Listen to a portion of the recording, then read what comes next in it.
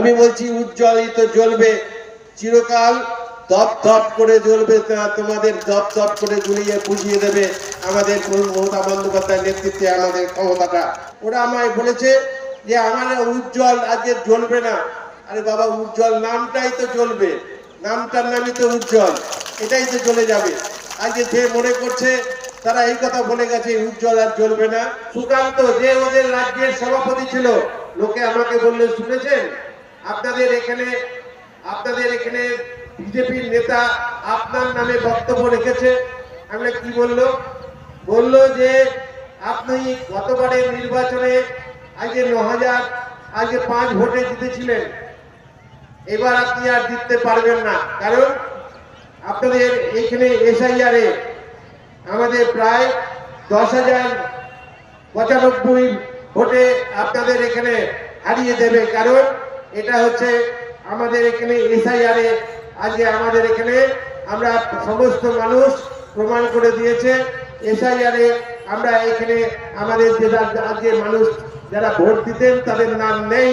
আমার এই বাতিল করার থেকে তারা ঠিক করে নিয়েছে উজ্জ্বল জিততে পারবে না, এবং জিততে পারবে না থেকে আমাদের সব থেকে বেশি আমরা যেটা কাজটা করে দিয়েছি, অর্থাৎ এই যে এসআইআরে আমাদের যে নামগুলো বাতিল করিয়েছে কেন্দ্রের নির্বাচন কমিশন, আমাদের ভারত সরকারের একটা দালাল, তারা সবাই ঠিক করেছে যেভাবেই হোক পশ্চিমবাংলায় আমাদের ভোটার লিস্ট থেকে আমাদের বিভিন্ন জায়গার নামগুলো বাতিল করে দিয়ে আমাদের প্রত্যেক জায়গায় হারিয়ে দেবে। কিন্তু এটা যে বাংলা, আর আমাদের নেত্রীর নাম তো মমতা বন্দ্যোপাধ্যায়, তারা তো জানে না আমাদের পশ্চিমবাংলায় যিনি লড়াই করতে জানে সেটা আর কেউ নয়, তার নাম মমতা বন্দ্যোপাধ্যায়। মমতা বন্দ্যোপাধ্যায় দেখিয়ে দেবে যে আমাদের এখানে এভাবে কাজ হবে না। আমি তাই বলতে চাইছি আপনাদের কাছে, আমরা সকলেই এর বিরুদ্ধেই বলতে চাই। ওরা আমায় বলেছে যে আমার উজ্জ্বল আজকে জ্বলবে না। আরে বাবা, উজ্জ্বল নামটাই তো জ্বলবে, নামটার নামই তো উজ্জ্বল, এটাই তো জ্বলে যাবে। আজকে যে মনে করছে তারা এই কথা বলে গেছে উজ্জ্বল আর জ্বলবে না।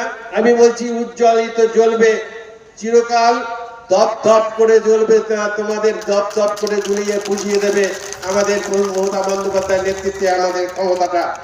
তাই আপনাদের জানিয়ে রাখি, সে এইভাবে জ্বালিয়ে পুড়িয়ে দেওয়ার নাম হচ্ছে আমাদের এই বাংলা, আর আমাদের নেত্রীর নাম মমতা বন্দ্যোপাধ্যায়।